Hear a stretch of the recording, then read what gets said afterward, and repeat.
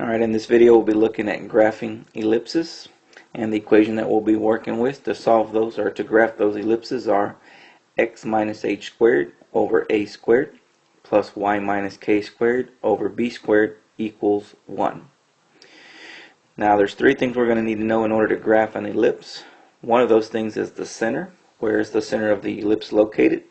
And we can find the center by looking at h and k. That'll give us this point right here, the center. We're also going to need to know the horizontal distance, how much we're going to move left and right from the center. And we can find that by finding A. That's going to give us the distance from the center to these 2 points called the vertices. Alright, so that's our horizontal distance. We're also going to need to know our vertical distance, how much we're going to move up and down from our center. And that would be this distance right here.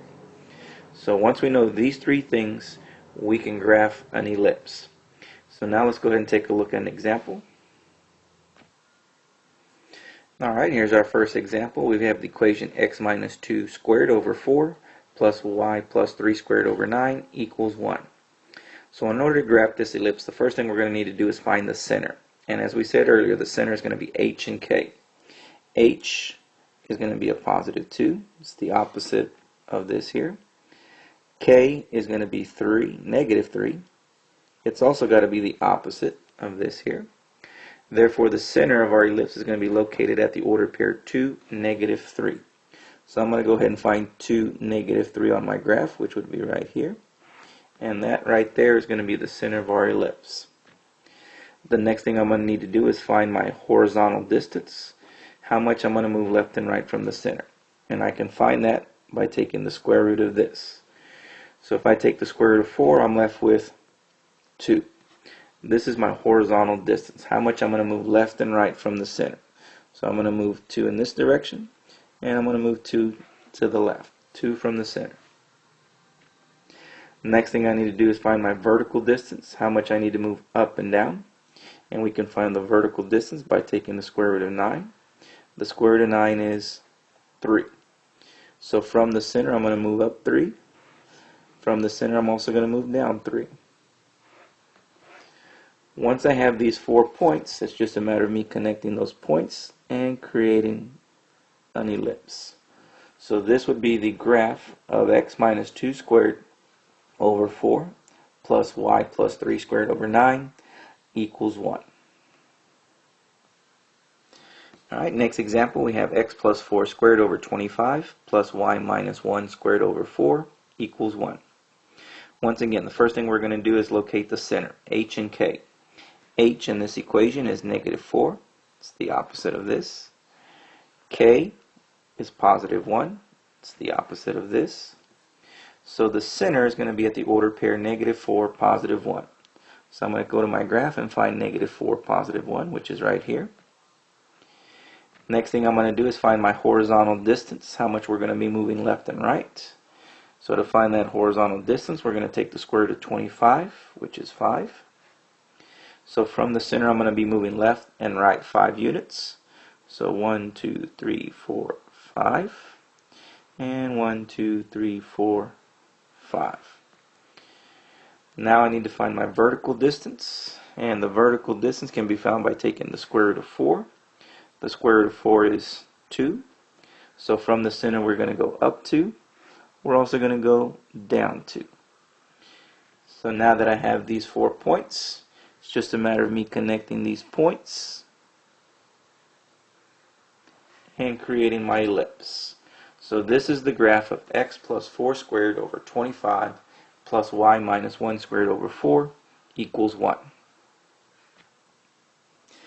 Next example we have is x squared over 36 plus y squared over 9 equals 1. First thing we're going to do is find the center. And the center for this ellipse is going to be located at 0, 0. It's right at the origin. The next thing I'm going to need to do is find my horizontal distance. And we can do that by taking the square root of 36. The square root of 36 is 6. So I'm going to move 6 to the right. I'm also going to move 6 to the left. Next thing I'm going to do is find my vertical distance. My vertical distance can be found by taking the square root of 9, which is 3. So what I'm going to do is I'm going to move up 3, I'm going to move down 3. Once I have these 4 points, I can connect my dots, making my ellipse. So this is the graph of x squared over 36 plus y squared over 9 equals 1. Next example, we have x squared over 9 plus y plus 3 squared over 4 equals 1. Once again, we're going to start by finding the center of our ellipse, and the center for this is going to be 0, negative 3. And we've got to take the opposite of negative or positive 3. So we're going to come to our graph and we're going to find the ordered pair 0, negative 3, which would be right here. That's the center of our ellipse. Now we're going to find the horizontal distance. To do that, we're going to take the square root of 9, and the square root of 9 is 3. So we're going to move 3 to the right. We're also going to move 3 to the left. Now we're going to find our vertical distance. To find the vertical distance, we're going to take the square root of 4, which is 2. So we're going to go up 2. We're also going to go down 2. From here, we can connect these 4 points and create our ellipse. So this is the graph of x squared over 9 plus y plus 3 squared over 4 equals 1. Alright, last example we're going to look at is x plus 3 squared over 16 plus y minus 2 squared over 16 equals 1.